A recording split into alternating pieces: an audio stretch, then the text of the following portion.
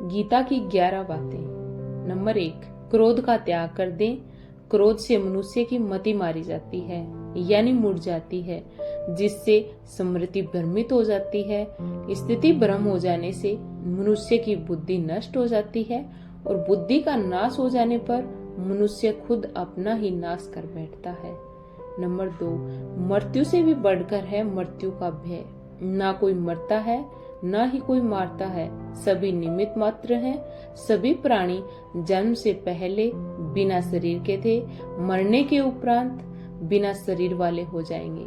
यह तो बीच में ही शरीर वाले देखे जाते हैं। फिर इसका शोक क्यों करते हो? कोई भी अमर जड़ी खाकर पैदा नहीं हुआ है।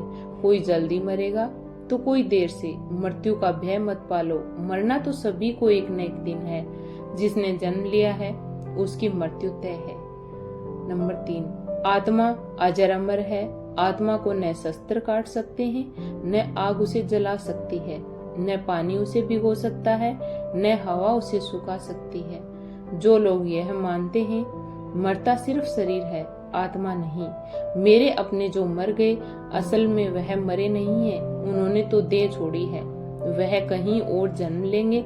ऐसे लोग ही सच्चा मार्ग ढूंढ लेते हैं। नंबर 4, कोई हमारा अपना नहीं है।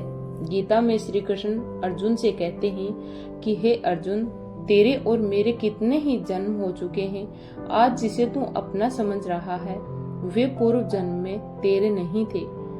मेरे और तेरे बहुत से जन्म हो चुके हैं।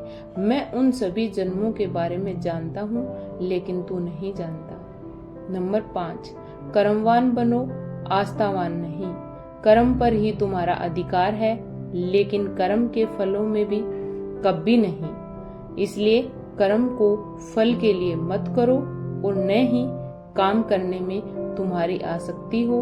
मन अपने वश में है, जो जितेंद्रिय एवं विशुद्ध अंतःकरण वाला है, और संपूर्ण प्राणियों का आत्म स्वरूप परमात्मा ही जिसका आत्मा है। ऐसा कर्म योगी कर्म करता हुआ भी लिप्त नहीं होता।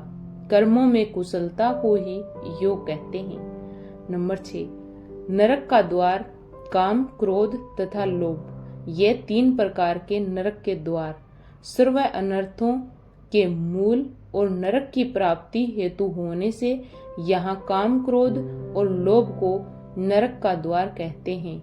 आत्मा का नाश करने वाले अर्थात उसको अधोगति में ले जाने वाले इन तीनों का त्याग देना चाहिए।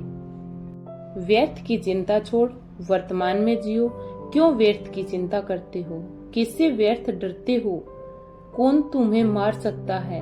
आत्मा ना पैदा होती है ना मरती है। जो हुआ वह अच्छा हुआ, जो हो रहा है वह अच्छा हो रहा है, जो होगा वह भी अच्छा ही होगा। तुम भूत का पश्चाताप न करो, भविष्य की चिंता करो। वर्तमान तुम्हारा चल रहा है। नंबर 8, लगाव ही दुख का कारण है। तुम्हारा क्या गया जो तुम रोते हो? तुम क्या लाए थे जो तुमने खो दिया? तुमने क्या पैदा किया जो नाश हो गया? ना तुम कुछ लेकर आए, जो लिया यहीं से लिया, जो दिया यहीं पर दिया, जो लिया इसी भगवान से लिया और इसी को दिया। खाली हाथ आए और खाली हाथ चले जाओगे। जो आज तुम्हारा है कल और किसी का था, परसों किसी और का होगा। तुम इसे अपना समझकर मगन हो रहे हो। बस यही प्रसन्नता तुम्हारे दुखों का कारण है। नंबर 9, परिवर्तन को समझो और उसके साथ रहो। परिवर्तन संसार का नियम है। जिसे तुम मृत्यु समझते हो वही तो जीवन है। एक क्षण में तुम करोड़ों के स्वामी बन जाते हो, दूसरे ही क्षण में तुम दरिद्र हो जाते हो। मेरा तेरा, छोटा बड़ा, अपना पराया मन से मिटा दो, फिर सब तुम्हारा है, तुम सबके हो। न यह शरीर तुम्हारा है, न तुम शरीर को हो। यह अग्नि, जल, वायु, पृथ्वी, आकाश से बना है और इसी में मिल जाएगा। परंतु आत्मा स्थिर है। फिर तुम क्या हो? नंबर 10, धर्म की शरण में रहो। यदि तुम खुद कुछ नहीं कर सकते तो भगवान श्री कृष्ण कहते हैं कि तुम अपने आप को भगवान को अर्पित करो। यही सबसे उत्तम सहारा है। जो इसके सहारे को जानता है वह भय, चिंता और शोक से सर्वदा मुक्त है। जो कुछ भी तू करता है उसे भगवान को अर्पण करता चल। ऐसा करने से सदा जीवन मुक्ति का आनंद अनुभव करेगा। सारे धर्म का त्याग कर मेरी शरण में हो जाओ।